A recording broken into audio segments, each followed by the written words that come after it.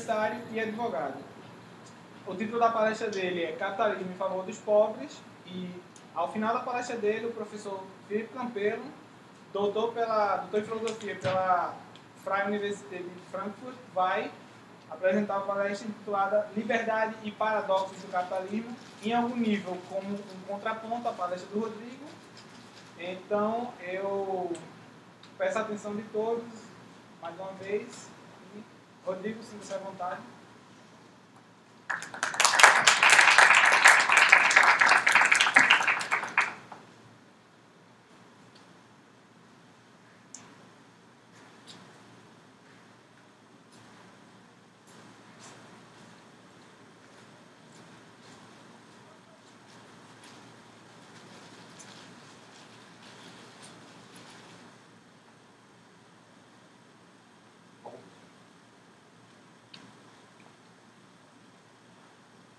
Compartilhado e mexendo.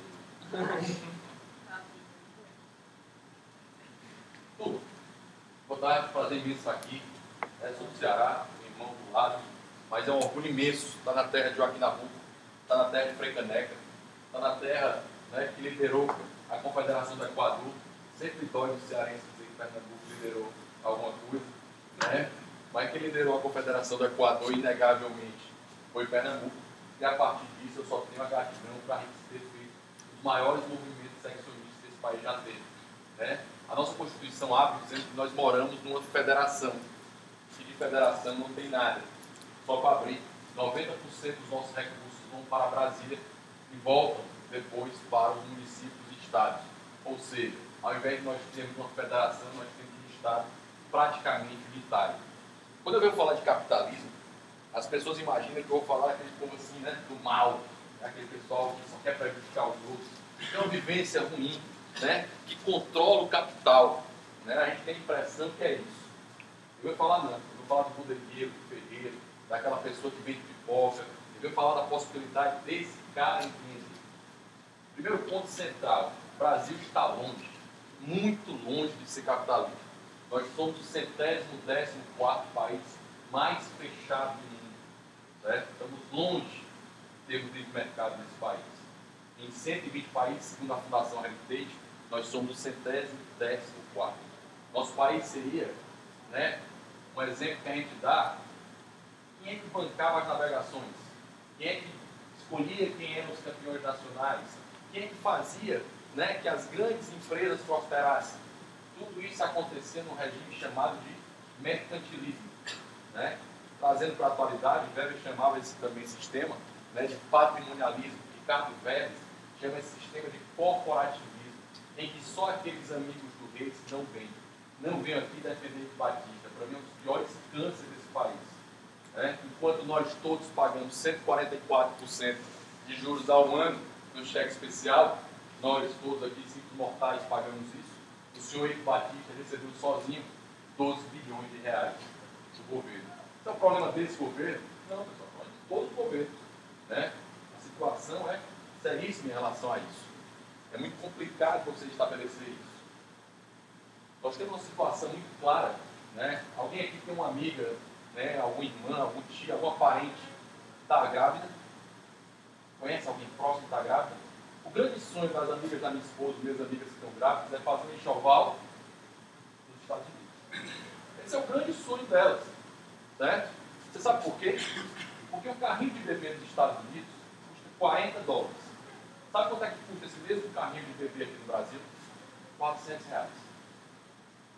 Ou o brasileiro que pode, ou os mais ricos, vão a países mais livres para conseguirem adquirir melhores produtos e melhores serviços. Os brasileiros mais pobres, né, custeiam muitas vezes. O senhor Eike Batista tem o direito de ter 12 bilhões de reais com juros subsidiados de 3% ao mês. Ou seja, aqui nós temos capitalismo para os ricos e socialismo para os pobres. Né? Alguns diziam que o capitalismo é a distribuição desigual das riquezas. O socialismo é a distribuição igualitária da pobreza. Então nós temos uma situação muito séria em relação a isso, em que não há chance, né? É muito difícil para as pessoas mais próximas, mais pobres prosperarem. Alguém que já tentou abrir uma empresa? Nessa sala, além do David, alguém tentou abrir uma empresa?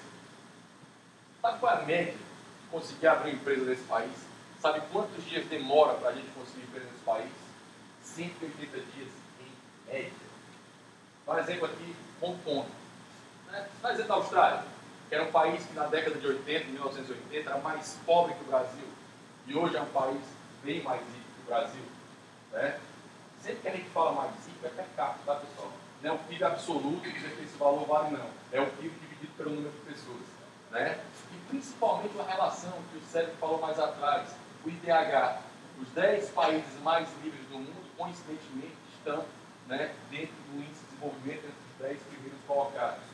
Lá, na Austrália, se demora mais ou menos um dia para se abrir uma empresa. É o tanto que se demora para abrir uma empresa na Austrália. Certo? Essa é uma possibilidade que aqui no Brasil, né, existe um ser, uma jabuticaba, não sei se você já ouviu a expressão jabuticaba, né? No direito é muito comum se falar isso, são coisas que só existem no Brasil. Só existe no Brasil uma figura extremamente interessante chamada de despachante. Alguém já precisou de despachante? É alguém que enfrenta a burocracia. Todo empreendedor precisa de despachante. Se ele precisar montar a sua empresa amanhã e não demorar os 180 dias, ele vai contratar alguém que consegue andar por dentro da burocracia para fazer com que aquilo aconteça mais rápido.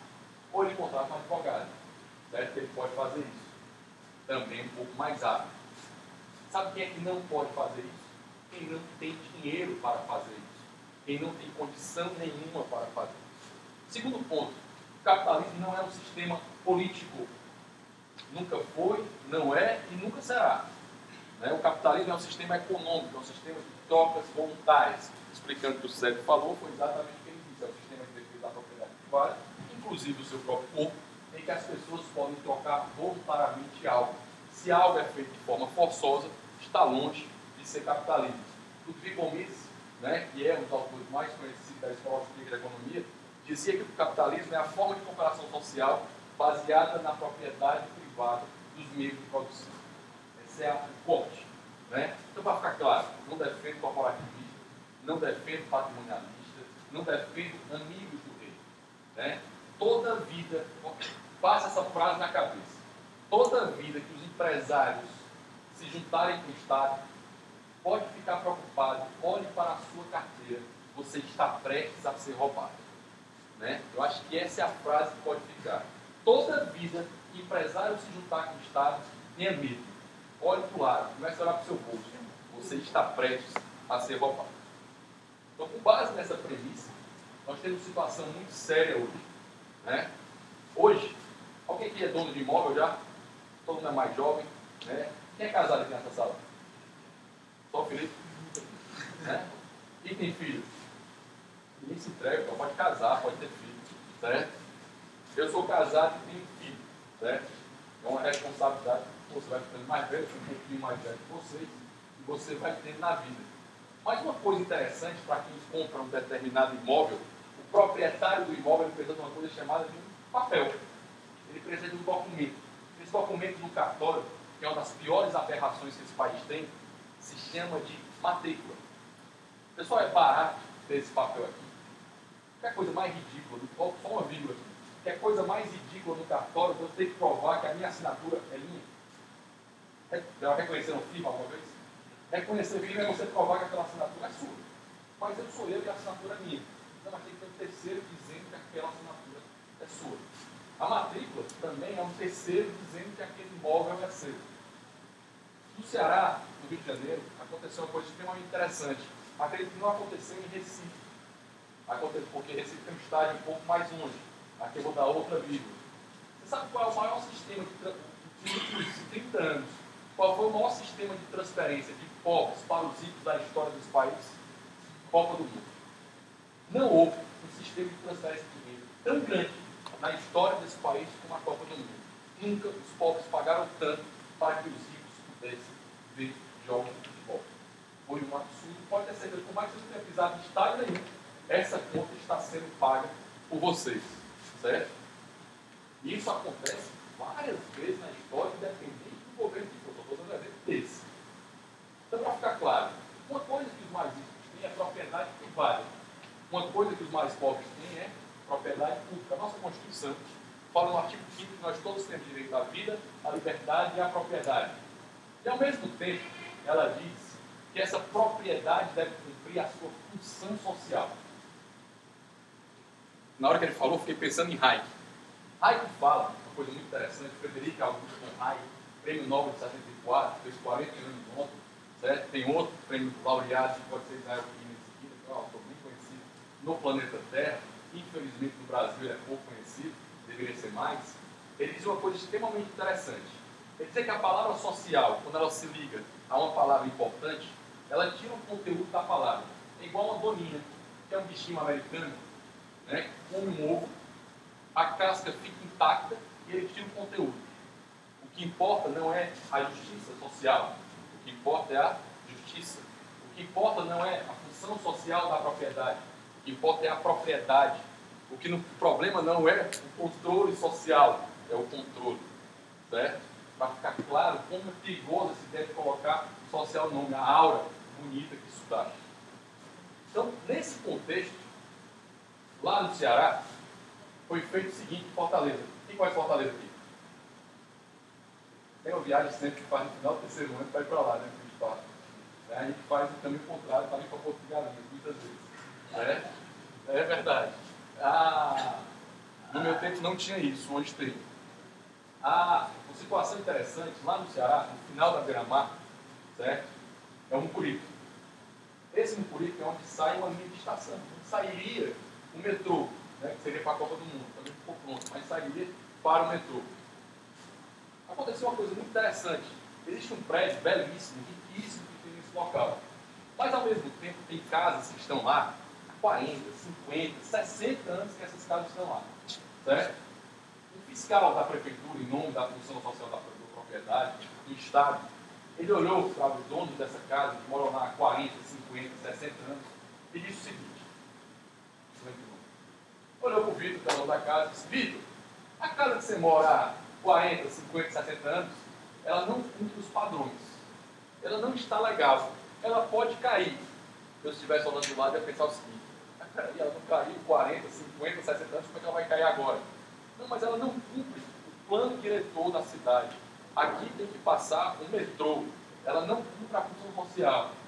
Aí o Vitor, coitado, agora diz assim: eu não vou ganhar alguma coisa com isso? Não, Vitor, você não vai ganhar nada com isso, porque você não é o proprietário. Você não tem o papel.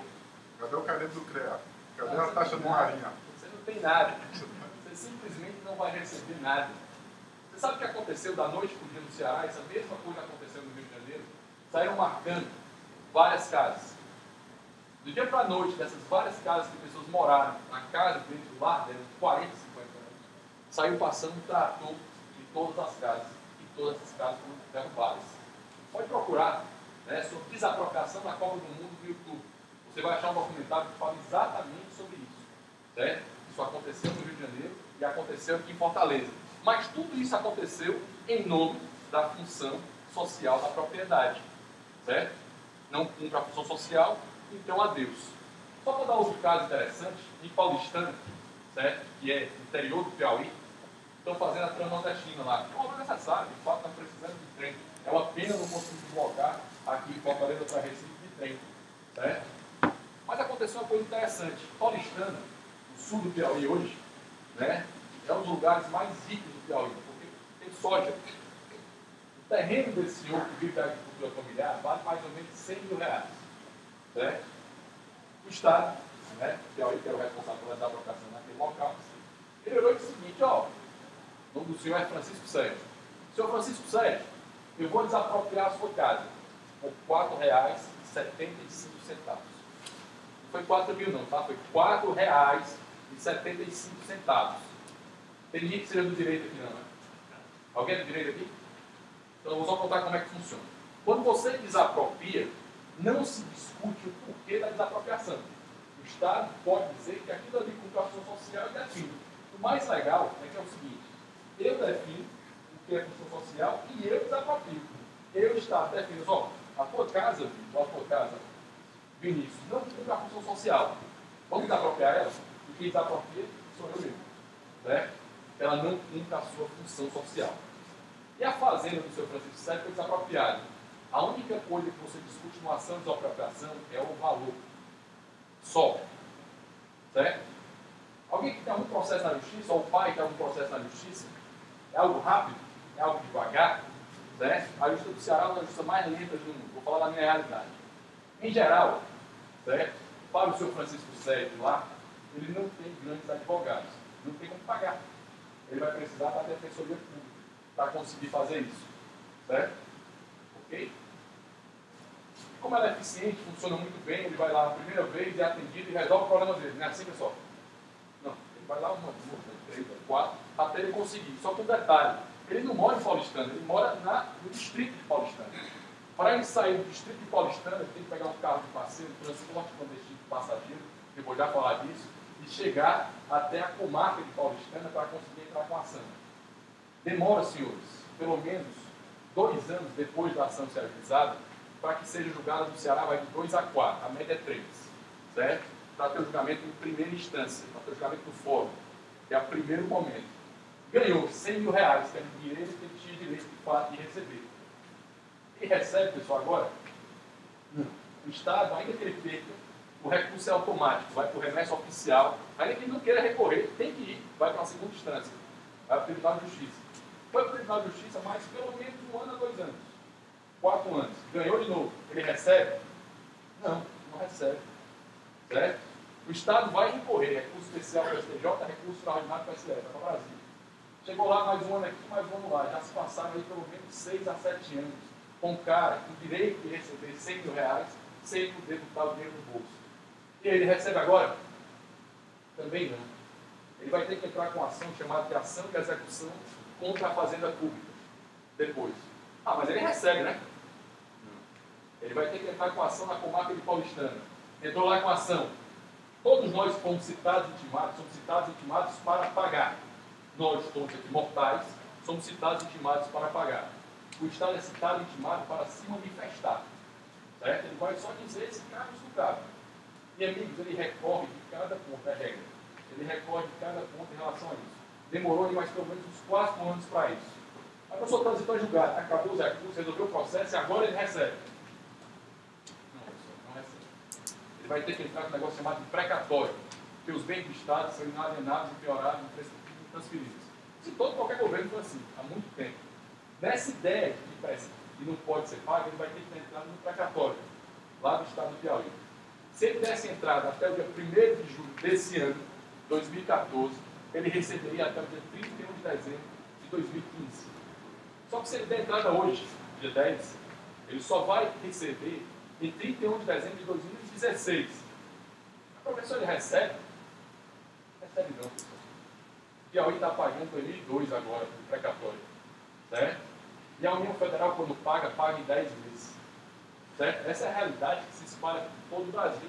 E o nome disso é em nome da função social da propriedade, porque o Estado define o que é a função social da propriedade e o pobre que não tem a sua propriedade preservada simplesmente é deixado de lado.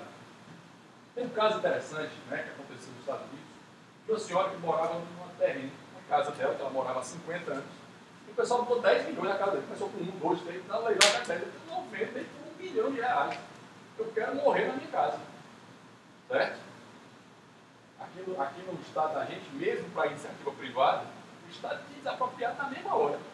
Né? Os amigos do rei tinham feito favor, né, para desapropriar e beneficiar, né, o empreendedor, né, esse empresário que é o tal do amigo do rei. Sabe o que foi feito lá? O shopping foi construído ao redor da casa da senhora, porque é dela. É um conceito que qualquer criança de 5 anos de idade entende. Eu tenho um filho de 6 e um filho de 13. O meu filho de 5 anos, eu acho mais assim, isso aqui é meu. Você vai, quando você fala em partilhar, você vai partilhar o que é seu. Se você for partilhar o que é dos outros, não é partilha.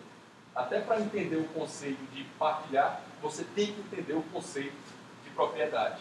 O que nós temos hoje é propriedade privada para os ricos e propriedade pública para os pobres. Uma coisa interessante, como eu falei aqui do enxoval, né, que todo rico sonha de fazer enxoval do seu bebê em Miami, certo? Hoje em dia deve ter algo que, assim, que é extremamente tributário. Sabe qual é o medicamento mais tributado do planeta Terra? Não é o benefício desse governo, não. Sempre foi assim. Né? Sabe qual é o mais tributado? mundo é o Brasil. É o país que mais tributa remete no mundo inteiro. Certo? É um dos países que mais fazem isso no mundo. Olha, eu pergunto, não é para beneficiar as pessoas que têm menos condição? Não é para ter isso? E é isso que de fato não acontece. Eu vou falar mais disso, mas os pobres pagam em média 44% a mais de tributos que os mais ricos. Aí, professor, então beleza, já sei o que vou fazer. Vamos tributar os mais ricos. Né? Vamos aumentar ao máximo a tributação dos mais ricos. Tem uma consequência muito clara que vai acontecer. Se você mora num país e é tributado como mais rico, o que você faz? Se manda. Você vai embora. Certo? A consequência é muito clara em relação a isso. Isso já aconteceu em outros países. Está acontecendo na França atualmente. Né? As pessoas mais ricas da França estão indo para a Bélgica, do lado, e estão migrando para o seu país. É um nome que é pouco conhecido aqui no Brasil, chamado de votar com os pés. Nós temos a possibilidade de dizer assim, eu não gosto de morar aqui. Eu vou embora, eu voto com os pés. Né? Já que eu não consigo concordar com isso. Só que o problema central é que no Brasil é quase uma impossibilidade de votar com os pés. Porque o sistema federativo da gente é uma falácia. Certo? Ele de fato não acontece. Vocês se sentem seguros em Recife? Alguém se sente seguro aqui? Nenhum brasileiro nesse país, do Oiapoque ao Chuí, se sente seguro. Certo? As regras são exatamente iguais. Não existe concorrência do seguinte, eu vou morar agora no Rio Grande do Norte, ele tem uma polícia diferente, ele tem uma forma de trabalho diferente, ele tem outros funcionamentos. Não tem chance, é a mesma coisa. Certo? Porque segue exatamente as mesmas regras, apesar de nós pertencermos, na lógica federativa do direito, a uma federação. Né? A federação são unidades federativas que podem estabelecer as suas próprias legislações, desde que sigam a Constituição. Mas a nossa Constituição, pessoal, não é uma Constituição, é quase um livro de 1000 páginas, é um absurdo em termos constitucionais, certo? É um contrassenso total em relação a isso. Uma coisa interessante, né, falar disso, eu sou advogado, advogo já há muito tempo, né? Meus pais são de Batuité, do interior do Ceará, né? Fui, depois de morar no interior, morar na capital, né? E eu sempre quis ser advogado. Eu não achava bonito, achava legal, né? Mas sempre me perguntaram para mim o seguinte, né? Minha mãe me perguntou isso durante 10 anos, meu filho, por que você não faz concurso? Tão bom, tão estável, tão legal. Eu disse, não, mãe, eu gosto da instabilidade, né? Eu quero ganhar dinheiro, certo? Esse é o meu objetivo. Eu acho que eu respeito muito o incentivo hoje, né? Para o direito é enorme. O Brasil tem mais faculdade de direito do que todas as outras faculdades de direito do planeta Terra todo. Né? Juntos, se você somar todas as faculdades de direito do mundo, o Brasil tem mais. Mas porque a nossa burocracia não é média, não é mais ou menos não. A nossa burocracia é gigantesca. Tem muito mais cargos para o direito do que para qualquer outra faculdade. É por isso que nós temos um incentivo, claro, dessas pessoas buscarem concurso público. Mas vocês já viram um grande empresário querendo, né, um contrato firme, né? Eu só posso ficar aqui, eu tenho que ter minha garantia, eu tenho que fazer isso. Já viram alguém fazendo isso? Um diretor, alguém que queira crescer, alguém que queira buscar na empresa, eles querem contratos flexíveis, eles querem ter margem, certo? Eles querem poder buscar algo.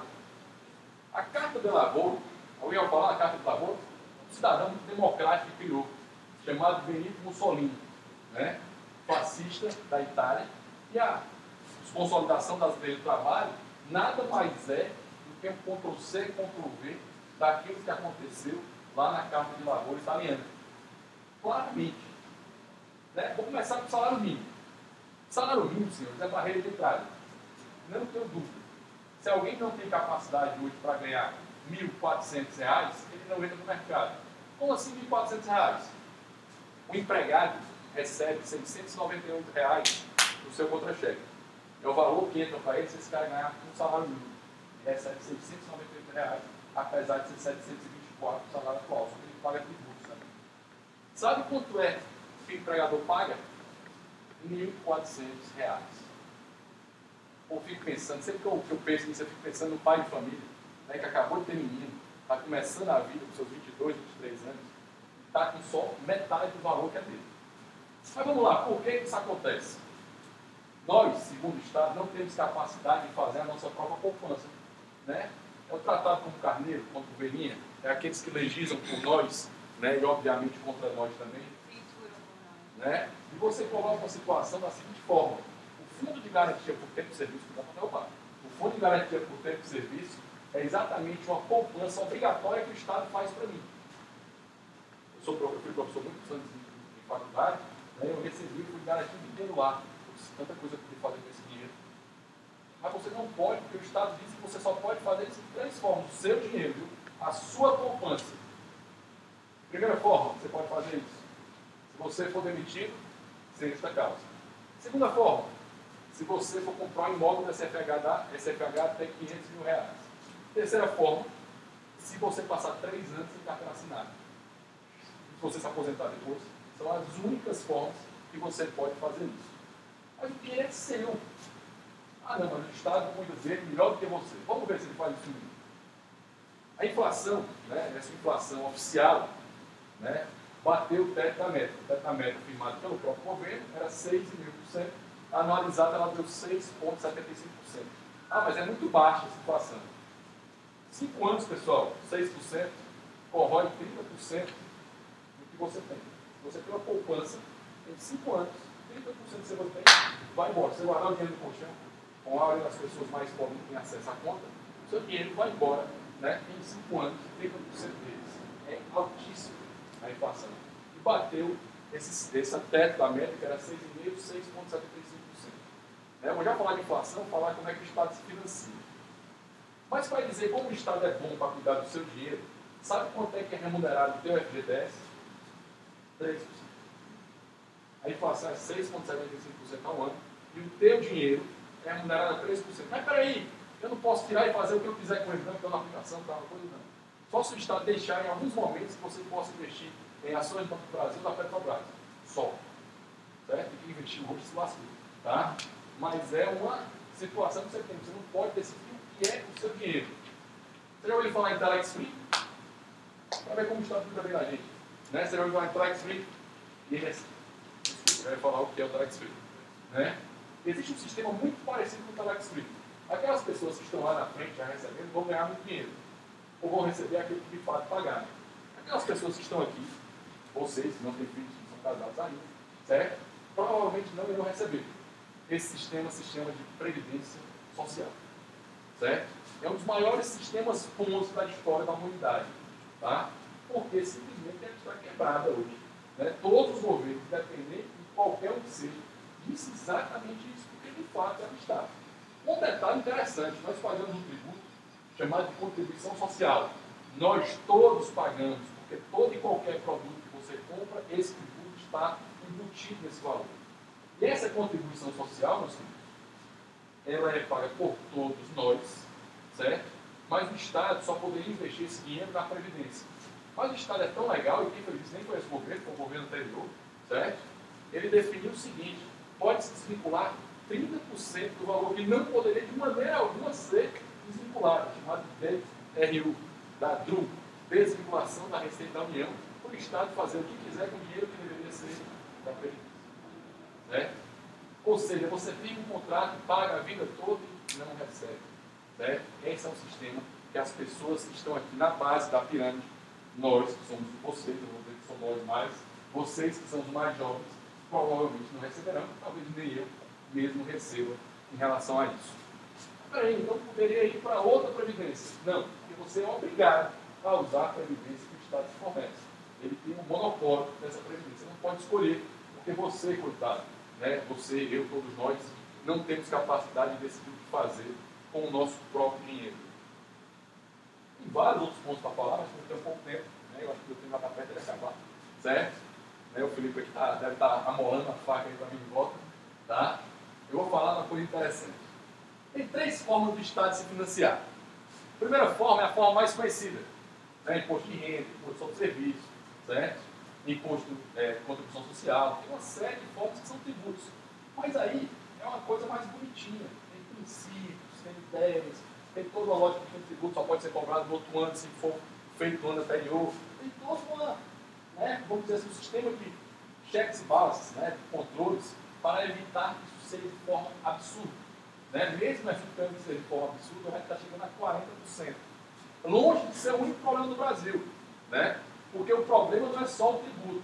Para você organizar, uma empresa organizar o pagamento dos seus tributos hoje aqui no Brasil, né? Vamos ver se pegou tirar. Ela demora 2.600 horas. O Brasil demora, o primeiro colocado, demora para uma empresa organizar os seus tributos 2.600 horas. Um país em guerra civil chamado Camarões demora 1.300 horas. A Bolívia demora 800 horas. Eu acho massa fazer essa comparação com a Argentina. A Argentina demora 400 horas, pessoal. E nós demoramos 2.600 horas. Está longe do problema do Brasil ser só carga. Certo? Para vocês terem uma noção, tem um advogado, se vocês quiserem procurar no Google, tem um advogado mineiro, certo? Ele reuniu toda a legislação tributária federal, estadual e municipal. Vocês vão ver uma foto, se vocês botarem no Google, de um livrão aqui do lado do cara, que tem uma capa marrom. Esse livro reúne essa legislação toda. Sabe qual é o tamanho, o peso, perdão, dessa legislação? 8 toneladas. São 8 toneladas de legislação que nós temos que adivinhar qual é a que está em vigor para a gente conseguir trabalhar com ela. Essas 8 toneladas em tese estão em vigor. Ele tem 2,20 metros de altura, esse livro, em que ele reuniu toda essa legislação tributária. É um caos. Certo? É uma situação caótica para quem empreende. Isso tem uma consequência muito clara. Como eu estava falando, o tributo é o primeiro da lista. Certo? É o primeiro que paga. Segunda hipótese do governo se financiar. Segunda forma de financiar, empréstimo. Né? Ano passado, nas manifestações de junho, houve uma manifestação da Presidente da República, ele afirmou o seguinte: não foi gasto nenhum real de tributos. Nada de tributos foi gasto. Eu disse, pô, legal, massa. Tudo foi empréstimo. Parei. Mas se tudo for empréstimo, não tem que ser pago. A diferença é que os empréstimos não estão nos endividando. Estão endividando para quem tem filho, os meus filhos, e provavelmente os filhos de vocês e os nossos netos, que vão pagar a conta. Também não é um benefício deles, isso tem sendo feito há muito tempo. Certo? Mas é a dívida das próximas gerações. Certo? Que acontece. É a segunda forma do governo se financiar. A terceira forma de se financiar, e aí é a pior, a mais covarde, a mais canária de todas, se chama de imposto inflacionário. Inventaram uma história que havia imposto de demanda. Pode, teve até no passado, tomate. Localizada, foi isso. Imediatamente, 2 meses depois, parou e acabou. Inflação, senhores, para qualquer dona de casa, aqui aparentemente não tem dona de casa, certo? Mas para qualquer dona de casa, sabe claramente que os preços estão aumentando. Certo? Isso aí se dá quando há uma coisa chamada de déficit. Ou seja, o tributo não foi suficiente, os empréstimos não foram suficientes, como é que eu cubro o rombo? Eu tenho uma máquina mágica. Linda, maravilhosa. Né? Eu imprimo dinheiro. Que é exatamente o que foi feito ao longo da humanidade. Certo? Continua sendo feito hoje. Só que tem, né? Quem está na base da pirâmide, quem mais se lasca. Porque o primeiro que recebe são os grandes empreiteiros, são os amigos do rei, são os operadores de telefone, são a turma legal, são os amigos de quem está no poder. Seja qualquer um que esteja naquele poder momentaneamente. Esse é o primeiro a receber. Obviamente, esse primeiro a receber começa a gastar. Certo? E as pessoas que ele começa a gastar também se dão bem, porque ainda os produtos na ponta ainda estão baratos. Então ele está comprando com dinheiro, jogando no mercado, porque entrou mais dinheiro e obviamente o dinheiro se valorizou, mas o produto ainda não percebeu isso. Mas isso vai ser percebido em escala. Aí vai descendo. Até chegar lá na ponta, na último consumidor, naquele cara que vai comprar o feijão. Quando chega na ponta, esse cara diz, pô, os 10 reais que eu tinha para comprar isso, eu não consigo comprar a mesma coisa que eu conseguia comprar no mês passado. E é exatamente mais prejudicado com isso. É quem mais tem um problema com isso. Para quem viveu a década de 80, vai perceber que há uma, vamos dizer que é um rescaldo do período hiperinflacionário do país. Até hoje, quem ganha um salário mínimo, a primeira coisa que faz é correr no supermercado, com todo o dinheiro sacado, para comprar os seus produtos. Certo? Você pode procurar que isso de fato acontece hoje. Porque é um rescaldo em relação a isso.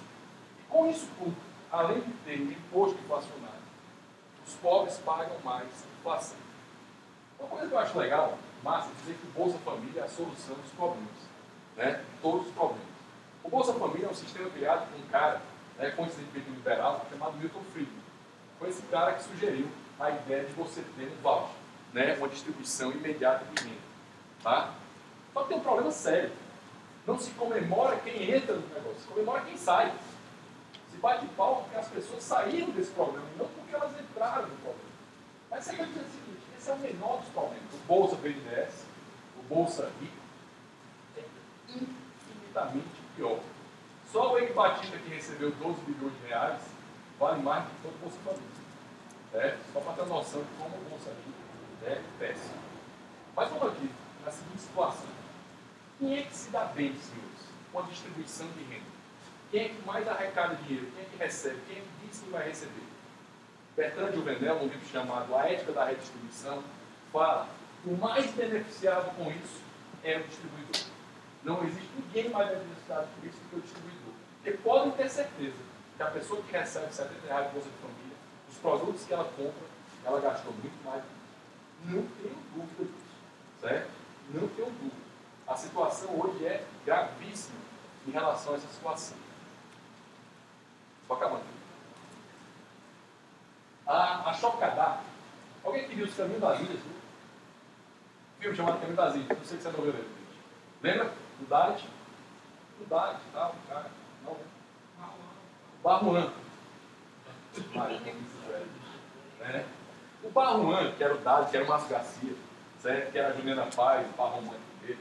O Barruan era o Dalit, né? Você lembra, você está se entregando. Né? O Barruan, certo? Era o Dalit. O Dalit não podia sair da sua casta. Ele tinha que ficar lá no sistema de castas. Ele nascia Dalit e morria Dalit. Lembra aquela história lá atrás, que eu falei do mercantilismo? Nascia plebeu, morria plebeu. É uma característica do nordestino, principalmente dos nossos avós, talvez dos bisavós de vocês, e vários deles terem saído de lavrar campo para a terra e de se tornarem pessoas bem mais prósperas. Isso, né, o mais absurdo que seja, aconteceu várias vezes nesse país. Certo? Tem um carinha chamado Chocadá, que ele é Dalit. Ele não teve a chance dos nossos avós, nossos pais, que não viviam o sistema de cartas. Porque no sistema de cartas, você nascia e morria nesse sistema. Só que esse cara fez uma coisa mais subversiva, mais legal, mais interessante que alguém pode fazer. Principalmente alguém que tem pouco recurso. Essa pessoa estudou. Essa pessoa ganhou conhecimento. Essa pessoa saiu da condição dela. Esse cara, por ele, trabalhando pra caramba, montou hoje uma das maiores petrolíferas do mundo, Dalit, certo? Ele conseguiu isso porque ele era muito bom no que ele fazia. Ele não podia, os impuros têm uma característica que a igreja vai até aqui, ó. Essa é a terra da igreja. Os dados ficam aqui. Eles não podem pisar para não tornar o templo impuro. Sabe o que esse cara fez? Ele comprou o templo. Né? Ele comprou o templo que ele morava. Né? E esse sistema foi exatamente acabando. Né? De fato, hoje ele é bem estremecido ainda, porque houve uma liberdade econômica muito maior que permitiu que esse cara deixasse de ser um Dalit, certo? E passasse a ser ele, o indivíduo, que é a única minoria que importa. Nesse contexto, meus filhos, eu termino afirmando claramente que na história da humanidade eu vou dar 3 exemplos. Nova Zelândia, 4, Austrália, Hong Kong, Coreia do Sul. Em 1980, esses países, esses 4 países, eles eram mais pobres que o Brasil. Esses 4 países. Hoje, esses 4 países são bem mais ricos, bem mais prósperos e bem mais seguros que o país que a gente vive.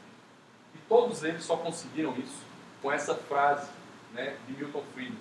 Os únicos casos registrados pela história em que as massas escaparam da pobreza extrema foram aqueles em que as massas tiveram capitalismo e livre comércio em larga escala.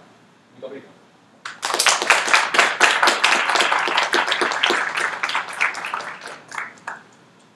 Agora o professor Felipe Campelo vai iniciar a palestra dele.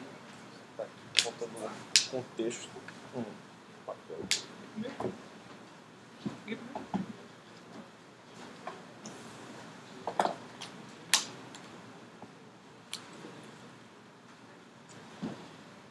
Pessoal, boa tarde.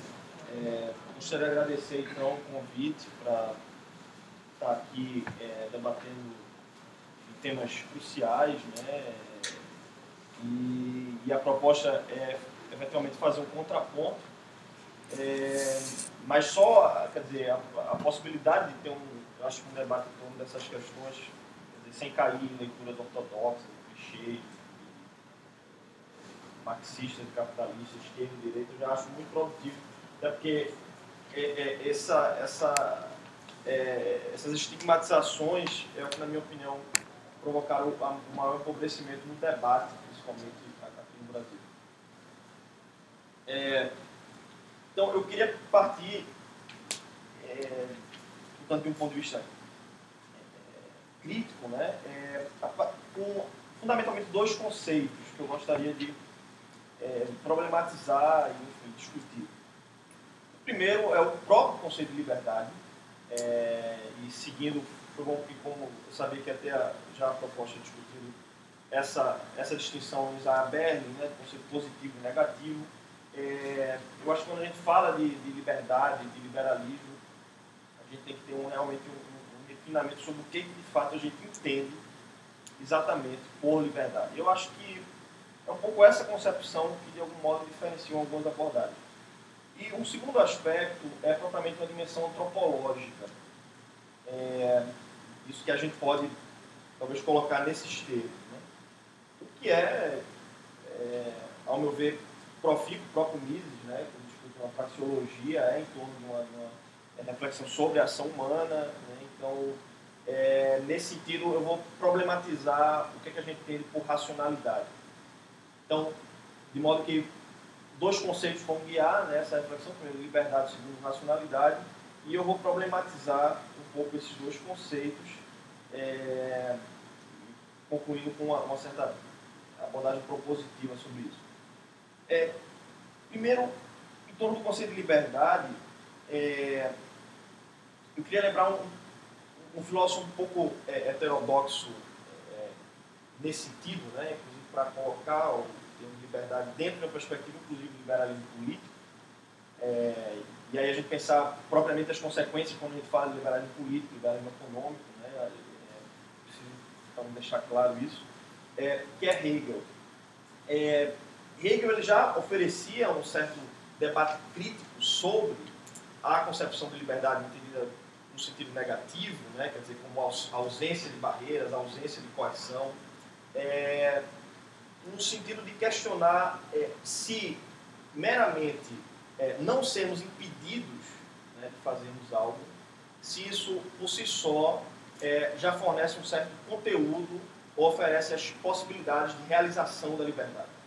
Então, o problema de Hegel, quando ele critica uma noção mais forte negativa, né, de liberdade, é pensar, portanto, o conteúdo e as condições de realizabilidade, digamos assim, né, a possibilidade de realizar efetivamente a liberdade.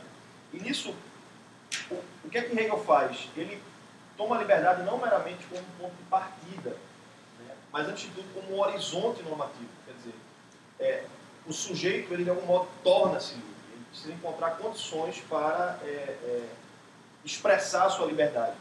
E é interessante como Hegel, em toda a sua filosofia do direito, né, que é propriamente uma teoria das instituições, e a sua teoria política propriamente dita, como é exatamente no conceito de liberdade, né, e aí ele discute um conceito central de vontade livre, né, como uma atividade volitiva, quer dizer, envolve, portanto, uma dimensão de que, inclusive, a ideia de liberdade não se restringe somente a uma ideia de atores já que se pressupõem como racionais, quer dizer, a própria ideia de racionalidade é também um percurso a ser construído, a ser aprendido, né, de algum modo. Quer dizer, o fato de eu poder tomar minhas decisões, isso não é concebido como algo meramente a priori. Quer dizer, eu também aprendo a tomar decisões. Então, existe um processo extremamente complexo, socialmente mediado, culturalmente, de valoração do mundo, etc., no qual o sujeito se insere e não pode transcender. Quer dizer, mesmo o espaço de realização de preferências, de liberdade, ele não pode ser concebido somente como um sujeito numa ilha deserta, né? Então, mesmo que a gente pense, e que eu concorde, que o indivíduo, né, é também o último ponto, digamos assim, final a ser analisado, até quando se fala em minorias, eu acho que é importante ter em conta que essa individualidade ela não existe fora de um determinado contexto. Sempre que a gente fala de indivíduo, ele pertence a um país, a um sistema de valores, a uma língua, a conjuntos mediados de preferência, e são extremamente complexos como isso se dá.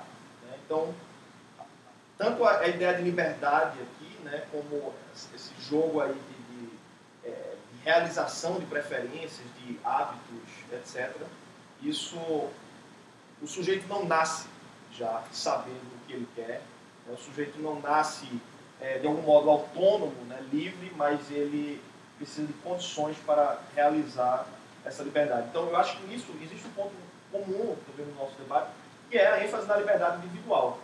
Isso, sendo que talvez a discussão nesse sentido é quais são as condições de realização dessa liberdade.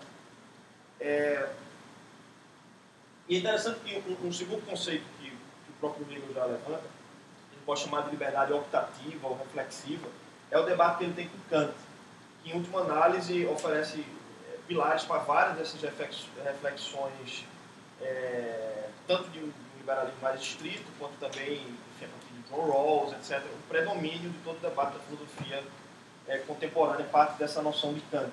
E aí a mudança, nesse sentido de pensar não somente uma liberdade negativa, quer dizer, a ausência de coerção, mas esse outro estágio da liberdade, que é a liberdade que a gente pode chamar reflexiva ou optativa, Hegel também critica, né, baseado em Kant.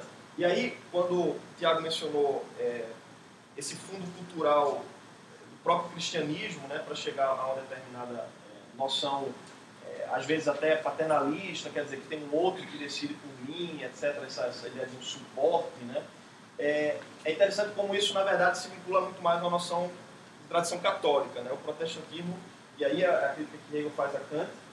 Kant assume, de algum modo, já uma mudança fundamentalmente protestante, que é na ideia de autonomia. A ideia de autonomia como invenção da modernidade, na qual o sujeito passa a dar a si mesmo suas próprias leis. A ideia, então, de autolegislação, que Kant, de algum modo, propõe, tem todas as reflexões com a teoria do direito, política, etc., passa a ser, aos olhos de Hegel, um avanço diante de uma noção de que essa lei estava fora, né, existia um outro que legislava, essa ideia de heteronomia, mas, ao mesmo tempo, passa a haver um outro problema na visão de Hegel, de que a própria noção de autonomia, para Hegel parece ter sido esse o problema com Kant, é entendido também como um pressuposto. Né? O sujeito ele é autônomo e não como um horizonte. Quer dizer, quais são as condições que o sujeito deve encontrar, no qual ele deve se inserir, para que ele se torne autônomo, para que ele, de algum modo, aprenda a ser autônomo. Então, para Hegel, essa ideia de autonomia, de liberdade, é sempre um resultado de um processo extremamente complexo que deve ser proporcionado. Esse é um primeiro eixo, né, para ver quais são, no segundo ponto, quais as repercussões disso para o que eu estou propondo. O segundo é o que eu posso chamar de dimensão antropológica. E aí eu queria mencionar um autor importante na história das ideias econômicas, Albert Hirschman. Hirschman tem um livro que se chama As Paixões e os Interesses. E a ideia central do livro é que no discurso interno do capitalismo foi necessária uma mudança conceitual, né, para que aquelas noções de paixões que antes eram, enfim, direcionadas quer dizer, para um determinado sentido, tendo um determinado conteúdo, quer dizer, essa ênfase no sentido emotivo, passional, etc., de que deveria haver no capitalismo uma mudança interna desse conceito. E que essa mudança foi que gerou o conceito de interesse. E aí ele faz uma análise enorme com vários filósofos modernos, Hobbes, Bacon, Hume, de como em vários desses filósofos se encontra a noção do que se chama de princípio da paixão equivalente contrária. Quer dizer, o interesse ele não estava associado somente a uma atividade meramente, estritamente racional, em contraposição a uma atividade passional, emotiva, mas que o próprio conceito de interesse, na verdade, tinha um certo conteúdo passional, emotivo também, agora direcionado para a própria obtenção de dinheiro, né? Acúmulo de capital, obtenção de lucro, de todos os pressupostos que eram fundamentais para o capitalismo que estava emergindo, porque havia uma previsibilidade, a própria noção de racionalidade estratégica passa a ser algo, de algum modo, criado para que funcione, né, o mercado, de modo que o que Richman procura dizer é que a ênfase aí não é na ideia de que a parte passa a surgir, por ser defendido atores racionais, né, e aí a ideia de racionalidade que passa a ser um ponto de partida em grande parte do debate de teoria econômica contemporânea, né, o pressuposto de que nós somos atores que agimos racionalmente, que sabemos quais são nossas preferências, que agimos corretamente se sabemos quais são essas preferências. Quer dizer, essa pressuposição de uma racionalidade forte é posta em questão nessa perspectiva genealógica, né, histórica de Richman, que procura mostrar que o próprio discurso do capitalismo, na verdade, está enfatizando um tipo de paixão, um tipo de vontade, que é a vontade voltada para o lucro, a ponto de que existe até um certo fetichismo voltado a essa questão de obtenção de lucro, a ponto de ser um fim em si mesmo, não mais um meio. Quer dizer, eu não tenho dinheiro porque eu quero comprar uma roupa que eu me sinto confortável, ou para eu comer bem no restaurante, etc. Mas o próprio acúmulo de dinheiro passa a ser um objetivo. Então, passa a ser um fetiche, um número. Né? Você tem, enfim, 30 bilhões e o que é que você faz com isso? Você tem 50 milhões e o que é que você faz com isso? Quer dizer, é um fetichismo em torno, portanto, uma atividade também volitiva.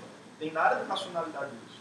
Isso é uma mudança extremamente complexa na dimensão de desejo, de vontade, de pulsões, e é isso que, de algum modo, a gente encontra em Richman e inclusive, em Hegel também.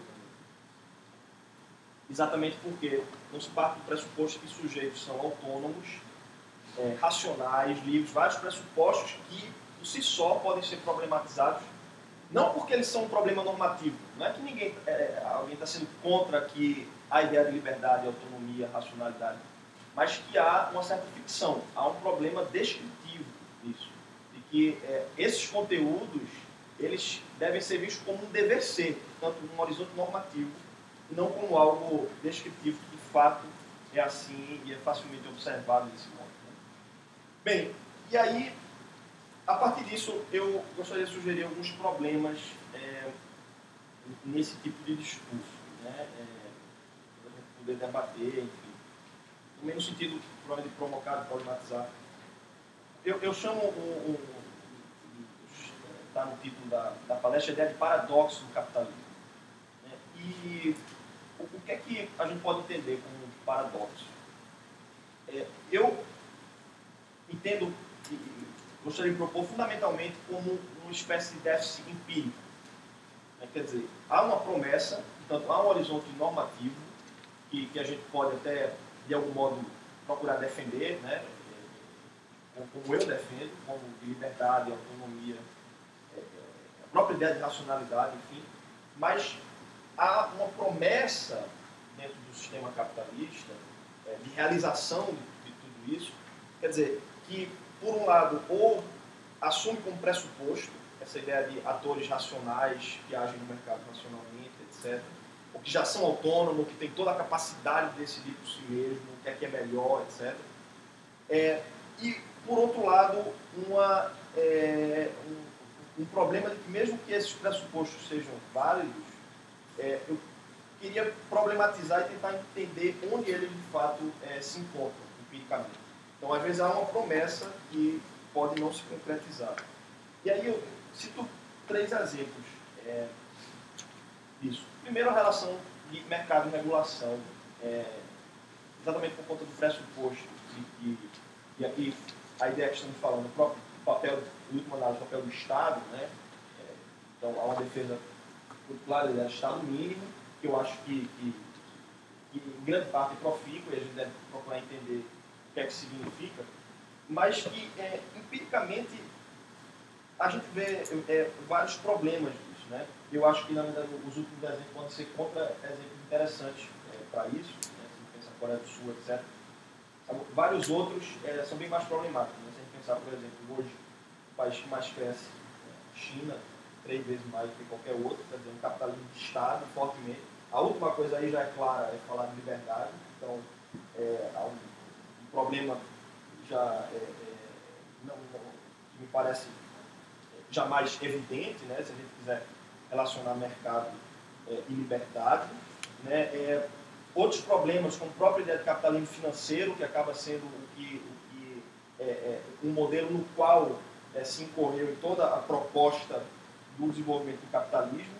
Quer dizer, e aqui o que significa falar de liberdade do indivíduo? Né? Há uma liberdade, enfim, de investimento, mas hoje o próprio déficit político que existe é todo, quer dizer, decorrente de uma espécie de colonização ou interesse do mercado financeiro. Então, não o Estado. O Estado, na verdade, vira refém disso. E aí, o Estado máximo que o BNDES enfrenta, tudo isso já é uma consequência do modelo de Estado e que trouxe claramente problemas para a própria noção de Estado. Né? Mas que eu acho que deve ser problematizado junto com a própria noção de mercado, que, em última análise, tornou-se predominantemente como a partir dos moldes do capitalismo financeiro. Outros contra-exemplos, a gente pode pensar os países nórdicos, né? E aí, a própria ideia de welfare state, uma noção muito mais keynesiana, que é claro que você discordaria, né? Mas que lá você encontra, vamos dizer, certos contra-exemplos disso. Quer dizer, os próprios países que foram mencionados que têm o IDH mais alto são países onde você encontra imposto de renda que pode chegar a 50%. Né? Então, se pensar os países nórdicos, assim, onde há uma alta qualidade de vida, você deve pensar até que ponto vai se discutir se ali há liberdade. Né? Então, eu acho que os problemas assim, em torno do papel do Estado talvez precisam ser diferenciados para a gente entender assim, se um Estado mínimo, por um lado, oferece garantias de liberdade individual, mas que a gente tem exemplos onde uma regulação do Estado proporciona, de algum modo, esse tipo de liberdade, como nos exemplos dos países nórdicos. Né? Aí eu gostaria de falar de duas falácias agora, isso já entrando na parte final, que eu vejo muito presente nesses debates. Né? A primeira, e isso continua como certos contra-exemplos, né? Em torno da ideia de déficit empírico. A primeira é o que eu chamo de falácia do esforço e do trabalho. Isso é muito comum, a gente vê sempre essa coisa, o pobre é pobre porque não se esforçou, e se a pessoa dá liberdade, teve um discurso que eu vi de um político que havia uma defesa grande dos libertários, dizia, pobre não quer esmola, quer liberdade, né? Por favor. Eu vi parece que ia ser eleito, não sei. Não sei se foi, né? Aí, eu sinceramente quero entender o que significa essa afirmação, porque eu quero entender até que ponto o pobre não é livre, o Estado é extremamente opressor por um lado, se você quiser, mas a ideia de que essa ênfase numa ideia de que o pobre quer liberdade, ele não tem liberdade, eu, de algum modo, coloco aqui como dois problemas desse déficit empírico também. O primeiro, em relação ao esforço e trabalho, que, na verdade, grande parte do que a gente vê de concentração de renda hoje refere-se não a um resultado de um esforço e de um trabalho, mas de especulação, capital especulativo, ou de renda, né, diversas formas de renda, quer dizer, pessoas que herdam imóveis, etc., e você tem uma renda absurda, e o que acontece é um crescimento geométrico desse tipo de acumulação. Né? Quer dizer, quem tem mais renda consegue gerar mais renda, consegue investir. O debate do Mantega com Hamilton Fraga era muito interessante. Hamilton Fraga disse, em um determinado momento, vamos pensar que os problemas da macroeconomia é igual a um cidadão comum, aquele que investe numa ação e depois tem um problema e aí ele perde dinheiro com aquela ação. Eu quero saber quem é o cidadão comum que investe em ação. Quer dizer, então é uma ficção que se existe, assim, de basear certos modelos, quando na verdade o cidadão comum quer saber se ele pode comprar o leite no dia seguinte. Né? Então esse é um problema, claro, que eu acho importante falar de inflação também desses termos. Uma outra falácia que eu vejo muito desse discurso é o da mobilidade social. E aí problematiza novamente essa ideia do pobre que é a liberdade. Eu vou dar um exemplo. Quando eu estava, na época do colégio que eu estudava, tinha um raspa-raspa, né? Vendia raspa-raspa. E isso faz uns 13 anos. E aí, um dia desses, eu encontrei ele passando junto ao colégio com a barraquinha dele de raspa-raspa. Provavelmente com condições semelhantes, imagino que um pouco melhor do que a que tinha há 12 anos. Isso a gente vê hoje, quem entra na universidade e condições de certas famílias que passaram. A gente vê vários exemplos de família que tinham 4 gerações na mesma situação, sendo empregada doméstica, etc. E esses exemplos, claro, né, o PT adora, né, usar. Mas, enfim, eu acho que hoje tem um filho estudando na universidade, etc. Eu realmente gostaria de problematizar de que a mobilidade social, na verdade, ela é mínima. O que existe quando a gente... e aí sempre se usa vários contra-exemplos, né? Quer dizer, o Silvio Santos, que era camelô e que não sei o quê, o cara que era não sei o quê, pastor Everaldo também, né? Eu adoro falar do exemplo dele, falando que sempre participou da iniciativa privada e falando que estudou em escola pública até, quer dizer, existe sempre uma contrapartida do próprio Estado nisso. Né? E quer dizer, as pessoas elas sempre recebem algum modo de apoio, de ajuda para melhorar de vida. Seja do pai que vai pagar as coisas, seja do tio que conseguiu. Eu mesmo, quando estudava, não tinha condição de pagar um curso de inglês, tinha um tio meu que ainda bem que tinha condições e pagou um curso de inglês, depois pagou o curso de alemão, etc. Pude ir para a Alemanha estudar alemão. Quer dizer, isso não é responsabilidade minha. Não foi somente essa ideia de mérito, mas existia condições, né, para realização da própria ideia de autonomia, de se buscar algo. Então, seja por alguém da família, e aí o problema que eu vejo no Estado mínimo é isso, quer dizer, é ótimo para quem, quer dizer, quem está numa situação de que necessita de um mínimo de ajuda para melhorar, se ela não tem essa ajuda, e é muita sorte, né, você nascer em uma família que pode ter educação boa, pode investir, etc. E o que a gente vê é que, na minha opinião, tem um outro padrão aí, que é um padrão de comparação relativa para essa questão da mobilidade social. O que a gente vê é que, muitas vezes, numa família de classe média alta, rica, pobre, o que há é você tende a buscar padrão muito semelhante àquele. Porque dentro do seu espaço comparativo, isso Bourdieu analisa, etc., você tem um espaço de comparação. Para a esfera de consumo é muito parecido. A roupa que eu visto é porque você necessita de um certo reconhecimento ou de uma afirmação dos pares, seja da família, seja dos seus amigos, etc. Então, o padrão social, ele tende a ser muito semelhante ao longo da vida daquele que você veio. Se você pega contra-exemplos não são estatisticamente relevantes, né? Eles são exatamente contra-exemplos. Pode pegar exceções disso, mas quando a gente pensa na teoria, a gente tem que pensar na média, né? Na tendência, etc. Bem, a partir desses problemas, né, ou enfim, levantando algumas questões, eu concluo com um aspecto provavelmente propositivo a partir disso, né, de que eu acho que um aspecto fundamental do mercado, e aí tem alguns autores que trabalham recentemente o conceito de liberdade social, como Axel Honneth, no contexto de teoria crítica, que é sempre em torno da ideia de liberdade individual, eu insisto, mas como resultado. E a perspectiva de pensar isso dentro do mercado é que a ideia de um trabalho do outro, ele é indispensável para a satisfação das minhas necessidades. Ou seja, isso é fantástico, eu não preciso produzir tudo aquilo que eu quero, e essa é a grande função do mercado. Então, nesse debate, o próprio Honneth vê muito positivamente a dimensão do mercado como realização, ele diz, de liberdade social. Quer dizer, porque no mercado você consegue uma satisfação recíproca de carências. Mas o problema é quando essa satisfação recíproca, ou a possibilidade de satisfazer necessidades, preferências, etc., quando elas não são possíveis de ser satisfeitas. Né?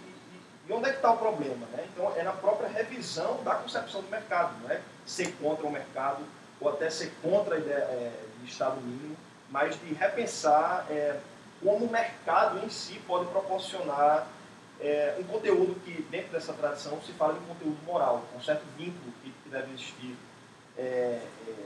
entre moral e mercado.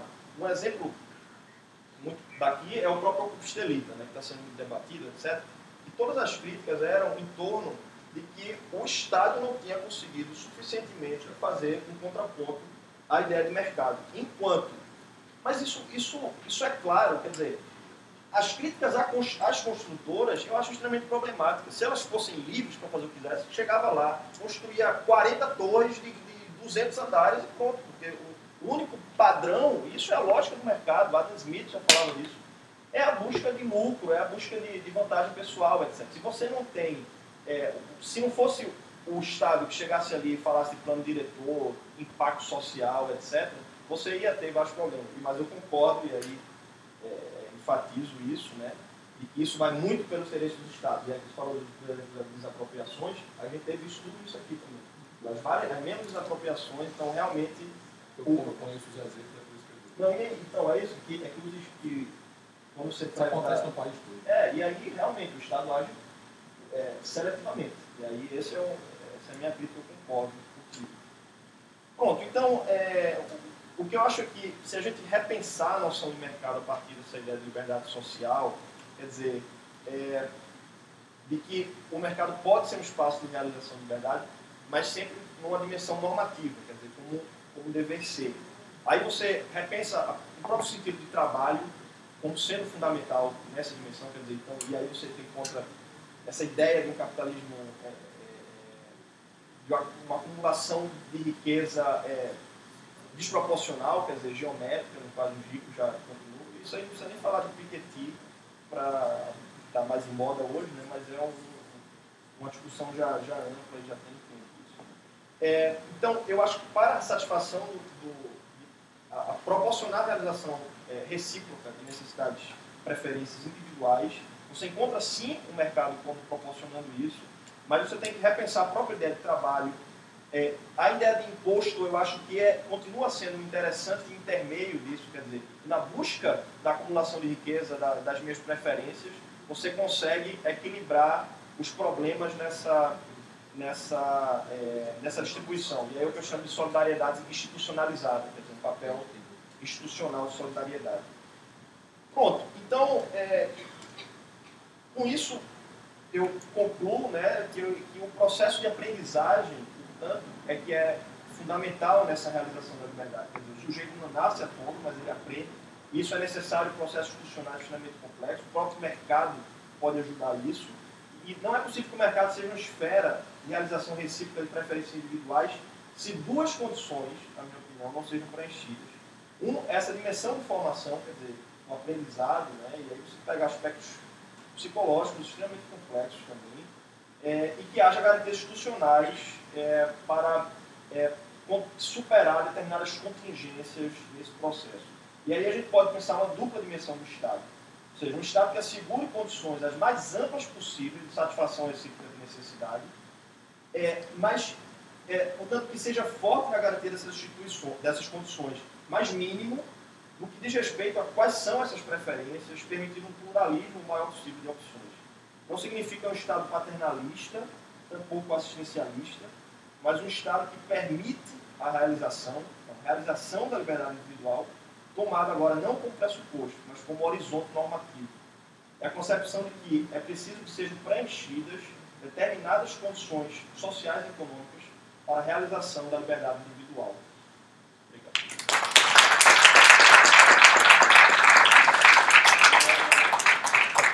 Eu queria fazer um comunicado, porque o Rodrigo tem um outro evento agora à noite e, como vocês sabem, os campos daqui não ajudam muito no deslocamento. Então, se o Felipe estiver de acordo, a proposta é a seguinte. O Rodrigo faz, de alguma forma, uma resposta seria uma tréplica aos argumentos do Felipe, e aí ele se isentaria das perguntas do público, faria o sorteio dos livros e depois se dirigiria a outra. A sugestão é só fazer o sorteio do livro agora. Você quer fazer o sorteio agora? Pode não? Tudo bem. Qualquer coisa, tirar. Qualquer coisa que você fala o sorteio, a gente tá certo. Né? Tirar a filha com você, Thiago, e a gente segue. Tem algum problema? Não, pode ser, Felipe. Qualquer no final, deixa eu fazer. Não vai dar tempo. Pessoal, eu sempre acho que a faculdade, as universidades, o melhor momento delas é o momento que você tem contrapontos. Eu acho que na história da Universidade Federal de Pernambuco, aqui no campo de ciência humana, eu acho que deve ser um dos poucos que defendeu o capitalismo na história dessa faculdade. Né? Isso tem acontecido em várias faculdades que eu tenho ministrado palestras. Mas é ótimo ter um interlocutor como o Felipe, né? Porque alguém que tem um posicionamento contrário ao meu, temos convergências, como todos nós, senhores, teremos na vida. Nós vivemos no mesmo planeta. Então não tem jeito, nós vamos ter pelo menos a convergência de viver no mesmo planeta, ainda que a gente discorde sobre todos os outros pontos. Mas eu só elogio e parabenizo por essa discordância, porque se todo mundo concordasse, esse mundo seria muito chato. Né? Então vamos às minhas discordâncias, os meus contrapontos a que o Felipe falou. A diferença de pobreza, de pobre para rico, né, em determinado momento da história, foi que um usava sapato e o outro não usava sapato.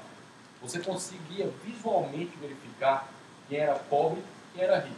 O rico usa sapato e o pobre não usa sapato. Né? Você tinha essa situação exatamente acontecendo na história da humanidade. Um determinado empreendedor, não vou recordar o nome dele agora, ele criou um torno mecânico em que ele conseguia produzir 100 sapatos no tempo que ele produzia um sapato. Só quem usava sapato eram os nobres. Quando ele começou a produzir 100 sapatos, sobrou sapato para esse cara vender, porque ele tem uma excelente produção para vender em relação ao sapato dele. O que é que ele fez? Ele vendeu o sapato. O capitalismo não é feito para favorecidos, para privilegiados, para pessoas de bem. O capitalismo é feito para massa, é feito para vender para milhões ou para bilhões, certo? É engraçado isso, que se você vê a produção hoje de uma empresa chamada M-Office, VR, e essa mesma empresa, essa mesma pessoa que faz a camisa usando M-Office VR, a empresa que não tem a marca, que vai diferenciar às vezes a blusa, é ter ou não a etiqueta. Às vezes é o mesmo produto, né? E aí é o que acontece. Né? Assim, trabalho escravo é ruim em qualquer aspecto, né? Primeiro ponto. Mas é péssimo quando é feito pelo Estado também, pelo programa Mais Médicos. Eu só queria deixar isso claro. É trabalho escravo. Se eu recebo menos do que eu recebo, é trabalho escravo. Então eu tenho situação clara. Eu só queria tornar claro que se aplica para cá, também se aplica para cá. É uma falha, é um erro e é absurdo, mas também é aqui. Certo? E nenhum capitalista interessa ter acabado com o trabalho escravo. Quem é dono dos meios de produção, por exemplo, o pipoqueiro, certo? Que é dono dos meios de produção, tá? Ele tem uma situação muito clara em relação a quem trabalha com ele. Se eu trabalho com meus advogados no escritório que eu tenho, eu quero que meus advogados sejam os melhores tratados possível, porque eu dependo deles. Eu só posso estar aqui porque eles estão lá. Esses caras concorrem claramente no mercado de advogados. Né? Se eles estão bem, estão produzindo bem, são bons, o escritório concorrente pode pagar mais por eles do que eu pago. Então eu tenho uma situação de concorrência muito clara. Se concorrem por melhores pessoas. Né? E o mercado entendeu que a produtividade aconteceu isso. Eu achei massa esse exemplo que o Felipe deu de trabalho escravo, porque a história do mundo do trabalho escravo acabou mais ou menos em 1850, né? A história mundial do trabalho escravo. O mundo, na sua história quase que completa, teve trabalho escravo. Né? O Brasil foi um dos últimos países a abolir o escravo. Eu tenho muito orgulho a dizer que o primeiro estado foi o Ceará, inclusive com o nome de um jangadeiro chamado Chico da Matilde, conhecido como Dragão do Mar, que se negou a transportar os escravos de Fortaleza, porque diferente de Recife, nós não tínhamos porto natural, ele se negou a transportar os seus escravos do navio para a terra. Eu tenho muito orgulho de dizer isso, muito orgulho de dizer que faço parte de um grupo que contém, que pertence a esse nome. A escravidão acabou com a Revolução Industrial, porque uma das coisas mais interessantes que aconteceu foi máquinas, o maquinário que aconteceu. Todos nós desejamos que nossos filhos não trabalhem em trabalho manual, mas todos nós criticamos quando as máquinas são utilizadas. Isso aconteceu com o tamanco, né? Que é uma forma que a pessoa jogava o sapato para travar a máquina. Engraçado que toda vez que uma máquina aparece, a tendência daquele local é que as pessoas mudem de emprego e passem a ganhar mais dinheiro. Né? É engraçado que o Felipe falou de capital financeiro. Não adianta eu ter todo o dinheiro do mundo. Se eu estiver numa ilha sozinho, se eu tenho R$1 bilhão, numa ilha sozinho, abandonada, sem navio, sem avião, sem nada, o que é que esse dinheiro serve? Para nada. O que interessa é a produção, o que interessa é os bens, aquilo que eu vou utilizar. Né? Dinheiro não gera riqueza. Dinheiro nada mais é do que um meio de troca. Poderia ser um copo, se a gente entendesse que esse copo vale a pena. Certo? É simplesmente o meio mais livre de troca possível que nós temos. Essa é a relação do dinheiro. Isso é legal, porque o Felipe passou vários pontos falando da situação de mobilidade. Né? Ou seja, aí você tem um paralelo, que é um nome um pouco mais forte, de desigualdade, que nós temos hoje no mundo. E eu falo claramente que o problema está longe de ser a desigualdade. O problema é a pobreza. O problema não é ser desigual, não é ter um rico muito mais rico e um pobre mais rico. O problema é ter todo mundo pobre. Esse é o problema central. É muito melhor ser rico nos Estados Unidos que ser rico aqui. Rico nos Estados Unidos tem casa, tem carro, tem ar-condicionado, certo? Tem uma renda anual de $9.000, em média. Os países mais livres dos 10, Estados Unidos hoje cai drasticamente no seu índice de liberdade econômica, já foi o primeiro, hoje é o 10º, né, do seu liberdade individual, só terminar. Seu liberdade individual, e ele tem uma situação muito clara em relação a isso, porque os países mais ricos do mundo recebem, em média, as pessoas mais pobres, $9.000, né, em média. Os mais pobres recebem, em média, $500, certo? Então você tem uma situação clara. O problema não é ser desigual, o problema é ser pobre.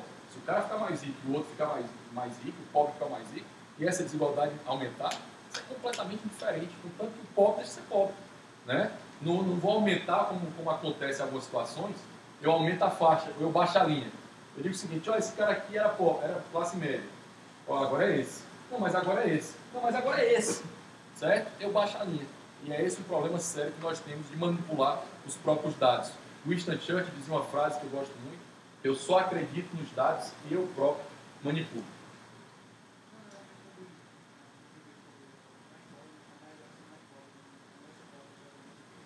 É melhor ser pobre. Entenda. É melhor ser pobre hoje, mesmo em qualquer situação de pobreza no mundo, aqui no Brasil hoje, é melhor ser pobre no Brasil do que o maior rei que você tivesse daqui a 3 séculos, 5 séculos atrás. Não havia penicilina, senhores. Certo? Não havia antibiótico. O cara pegasse uma gripe um pouco mais forte, ele morria. Podia ser o maior rei da humanidade. Esse cara simplesmente morria. O cara mais rico do século XVII é mais pobre que qualquer pessoa do século XX, do século XXI. Existe um gráfico super legal, procura esse gráfico. Esse gráfico faz a seguinte situação, ele começa em 1000. Em 1000 ele começa e faz assim, ó. Aí em 1800 ele faz assim o gráfico. Esse gráfico é o gráfico da riqueza do mundo. Ela é estável de 1000 até 1800. Em 1800 ela faz assim. Esse gráfico só sobe. Esse gráfico tem um ascendente que não para de subir. Se quiserem procurar isso em vídeo, tem um cara da BBC que trabalha com estatística que mostra isso em vídeo, como é que isso aparece, certo? Exatamente essa situação de riqueza. É engraçado que na lógica marxista, se alguém está ganhando, outro alguém está perdendo. Essa é a perspectiva marxista. Se alguém está ganhando, alguém está perdendo. Então, senhores, se a partir de 1800 nós nos tornamos muito mais ricos, nós temos que ter tirado a riqueza de alguém, não é verdade? Nós não tiramos riqueza da Terra, então a gente deve ter tirado riqueza de Marte. Que é a única explicação plausível para nós termos enricado tanto como nós enricamos. O mundo é muito mais rico do que era no ano 1000 até 1800. O que aconteceu em 1800 foi que simplesmente nós acabamos com o trabalho escravo, entendendo que as máquinas poderiam substituir trabalhos braçais. Certo? É muito importante entender isso e permitir que isso acontecesse. Eu não conheço o ritmo, infelizmente, né? Para mim é pouco conhecido, mas eu conheço a ideia de valor subjetivo e valor trabalho. Né? Isso é uma coisa interessante. Uma das coisas que aconteceu com a Revolução Marginalista da economia, que ela refutou lá atrás, em 1870, 71, 74, com 3 autores, Mengel, Horace e Jevons, foi exatamente a ideia que um valor objetivo determina quanto custa um objeto. Seguinte lógica. Teu nome? Seu, Gleison. Gleison, você comprou um computador, né, meu, mas esse computador, meu carro, cara, comprou meu carro, mas meu carro foi batido. Certo? Tinha uma situação que o Célio estava vendendo o mesmo carro, mesma situação, mesmo ano, e esse carro não foi batido. Qual carro que você prefere? Só que teve muito mais trabalho no meu carro. Na teoria valor-trabalho, as pessoas trabalharam mais no meu carro. Pela teoria marxista, o meu carro era para valer muito mais do que o dele. Mas, a priori, todas as pessoas, em regra dessa sala, vão dizer que preferem um carro que não foi batido. É lógico. Né? Isso não importa o cara ser o mais inteligente ou o menos inteligente do mundo. É o contrário, é o critério axioma, é a priori. Certo? Não é tanto conhecimento para saber disso. É lógico. E é incrível, né? Bastiat fala isso muito bem no livro A Lei, como a gente acha que as pessoas não são inteligentes. Como a gente quer controlar as pessoas a ponto de saber o grau de inteligência delas. E todos vocês que conviveram com alguém, vou deixar, porque eu tenho que falar rápido, porque eu tô com medo do tempo. todos vocês viveram, todos vocês conheceram pessoas que não tiveram uma grande instrução, não estudaram. A minha mãe, para você ter uma ideia, ela só foi conseguir fazer um ensino médio há 5 anos atrás, né? E é alguém que assim, sempre entendeu que a educação era necessária, sempre encheu o saco dos 4 filhos que ela tem, certo? Sempre teve uma baita consciência comercial. Ela não teve educação formal, certo? Nunca estudou administração na vida, porque foi uma disciplina. E eu tenho certeza que ganha muito mais dinheiro do que muitos administradores formados que estão por aí. Quem é inteligente é ela ou o cara que fez o curso formal em relação a isso? Certo? Então a gente às vezes tem que conhecer que o conhecimento ele vai muito, muito, muito além da educação formal, da educação, né, estática, da ideia que a escola pode educar. Há várias formas, a educação vai bem além disso. Uma das coisas que eu achei, só para a gente finalizar, o que o Felipe falou, que eu achei muito interessante, é que se pensa sempre no lucro, se objetiva sempre o lucro. Senhores, eu até sou advogado, eu sou dono do escritório de advocacia. Né? Não sou filho, não sou pai, não tenho tio, não tenho irmão, ninguém da advocacia. Né? Comecei a trabalhar, morei aqui em Recife em 2004, sendo explorado, né, por essa lógica do escritório de advocacia. Mas eu tenho certeza que eu suguei muito mais dentro de mim, porque eu aprendi como é que um grande escritório funcionava, né, e aplico isso na minha vida até hoje. Mas quando ele me diz isso, eu fico pensando nos meus clientes. Eu até penso no meu lucro, até porque todos nós precisamos lucrar. Né? A regra de lucro é uma coisa muito básica. Eu tenho receita, eu tenho despesa. Se isso aqui empatar, dá 0. Eu tenho receita, eu tenho despesa. Se a minha receita for maior que a despesa, eu tenho lucro. Eu tenho receita, eu tenho despesa. Se a minha despesa for maior que a minha receita, eu tenho prejuízo. Qualquer dona de casa sabe disso. E ela tem que lucrar. Ela precisa lucrar. Porque ela quer ter uma coisa que é interessante para ela, para os filhos dela, para toda ela. Ela quer ter uma certa poupança. Certo? Ou ela quer pelo menos ter a garantia de saber se o próximo mês ela vai conseguir fechar a conta. Porque uma realidade, estudante e liseira é quase sinônimo, né, pessoal? Quase situação igual. Então você está sempre preocupado com esse lucro, receita e despesa. O estudante é mais legal, né? A minha receita é quanto eu gasto. A minha receita é quanto meu pai me dá, a minha despesa é quanto eu gasto na festa. Dando um exemplo de algumas situações. Então você tem essa vivência. Se você não tiver dinheiro para ir para a próxima festa, você não vai ter lucro. Certo? Aí eu fico pensando nos meus clientes, sempre quando foi dito isso. Cara, se eu não atender o meu cliente da melhor forma possível, o que é que acontece com ele? Ele vai embora, ele se manda. Vamos dizer que eu e o Felipe montamos uma loja. Nossa loja vai vender, sei lá, celular. Pô, vocês não gostam da gente. Pô, não atendemos bem, não somos legais, somos grosseiros, somos pessoas que não são, né? Não tratamos bem o cliente. Vocês vão lá a primeira vez, vocês voltam. Se o produto for ruim, tiver quebrado, vocês voltam. O rei, pessoal, é o consumidor, seja ele mais rico, seja ele mais pobre. É ele quem vai decidir se vai comprar ou não naquela loja. Eu acho legal o Bom Dia tem uma preocupação enorme em que todos tenham a primeira linha, todos tenham o melhor computador, a melhor carro, o melhor imóvel. É uma perspectiva deles que as pessoas que têm da segunda linha são cidadãos de segunda linha. Mas é interessante pensar isso. Em regra, pessoal, são as pessoas mais ricas que fazem com que o produto entre no mercado.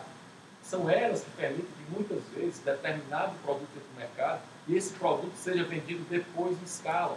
Porque somente a preferência temporal dessa pessoa ter guardado dinheiro para que a outra pessoa faça outra coisa, para que ele possa investir, por exemplo, o Thiago tem uma baita ideia na loja filosófica que vai inovar a filosofia mundial.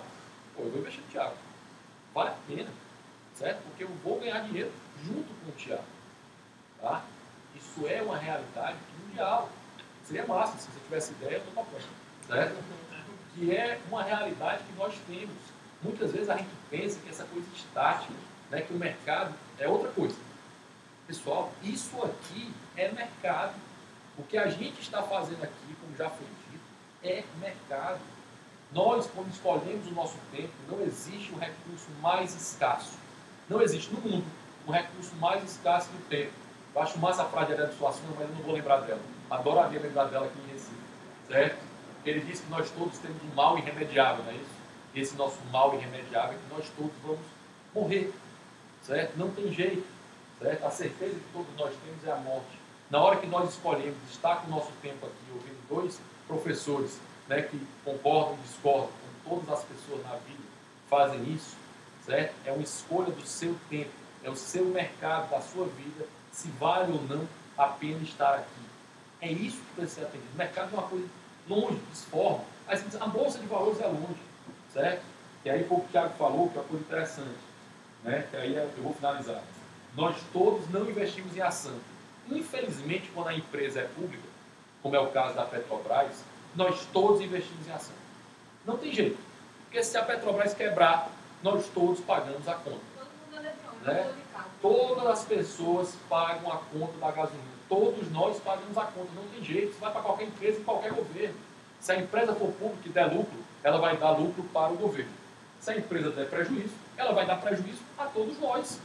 Não tem jeito, certo? Não tem jeito em relação a isso. É muito difícil colocar isso. E eu vou finalizar, né, aí com o que o Thiago finalizou, eu vou finalizar com dois pontos. Países nórdicos. Os países nórdicos têm uma alta tributação, sim, mas são os países mais livres do mundo, certo? Eles permitem empreendedores, eles têm regras claras de mercado, eles respeitam o Estado de Direito, eles respeitam contratos. Nos países nórdicos, assim como na maioria dos países livres, você pode deixar aqui o jornal ou um morango, uma coisa muito comum em países mais livres. Você deixa o jornal e o morango parado. Custa R$2, ou $2, ou €2. Você deixa o euro, leva o jornal. Deixa o euro, leva o morango. Pessoal, dá certo aqui? Em regra, isso é absurdo, é ruim. Eu fico triste quando a gente ri disso, mas é verdade, é ter vontade de rir. Mas a gente vive, em geral, os nossos contratos são cumpridos. Foi dito aqui que nós estaríamos aqui das 2 até as 5, debatendo tal tema. Nós não estamos. Foi dito que nós estávamos aqui, que viríamos, se eu peguei um avião para vir para cá, para contratar, eu reservei um carro, na localização que a gente ia para Caruaru. Tudo isso foi cumprido.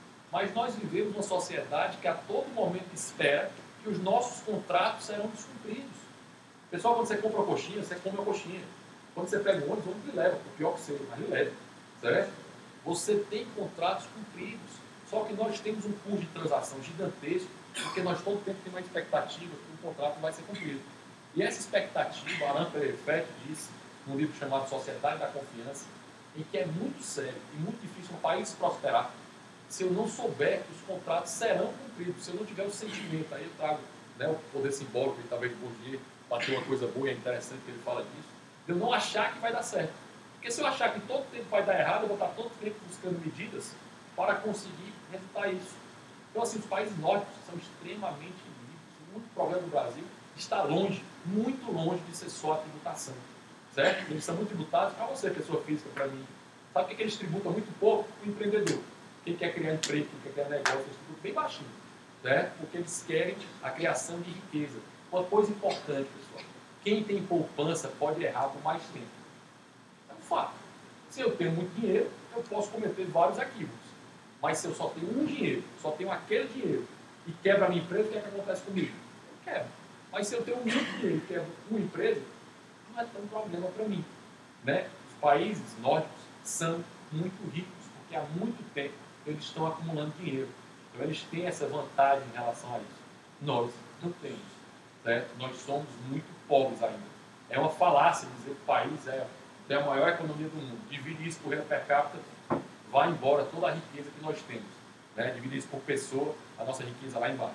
Então assim, e agora eu finalizo de fato, né? Adam Smith não falava só em lutar. Adam Smith foi um dos maiores professores de moral e de ética da história da humanidade. Certo? Se você ler as reflexões morais, né, os livros de ética da Adam Smith, são coisas lindas. Eu não sei se é ali na filosofia, mas eu puxo esse livro, assim, então, ele tem uma coleção vendida pela editora, que é do Liberty Fund, não vou lembrar o nome da editora agora, que é um livro chamado Reflexões Morais, de Adam Smith, em que ele fala claramente, né, sobre toda a questão ética, sobre todo o funcionamento do respeito ao indivíduo, do respeito aos contratos, das liberdades individuais, né, confiança. Um pressuposto para o livre mercado. Exato. Claro. Fala que capitalismo é um sistema moral. Não, e assim, para finalizar, Adam Smith não está só preocupado, ele diz uma coisa massa, ele entende o ser humano, ele diz o seguinte, ó, o padeiro, o ferreiro, todos eles eu não como, não bebo pela benevolência deles não. Eu como, tenho a ferradura, tenho o engraxate, porque o cara quer ganhar o dinheiro dele. Se todo mundo respeitar a individualidade ou tolerar, eu não preciso ter movimento LGBT, eu preciso deixar que o João seja homossexual, ou que o João case com quem quiser, certo? E faça o que ele quiser na vida dele. O que ele quiser usar, na minha opinião, a droga que ele quiser também. Isso é um problema dele, que ele suba no prédio público também, certo? É uma preocupação que ele tem, mas ele tem que ser respeitado, o João, a Maria, o José, certo?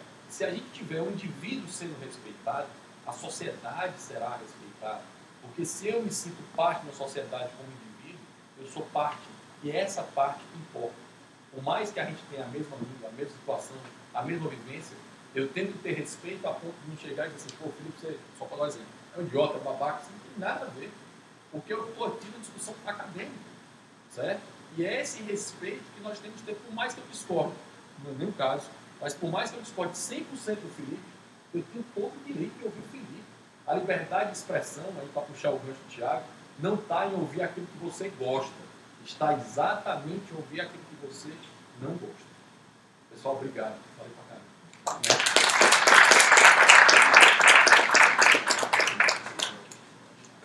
Por quem tiver alguma dúvida, eu tenho o Facebook, procura, manda mensagem, será um prazer, porque a gente tem outro compromisso agora na Exuda, que a gente não vai conseguir ficar e adorar, né, debater com vocês, e aí eu acho que a gente ia longe.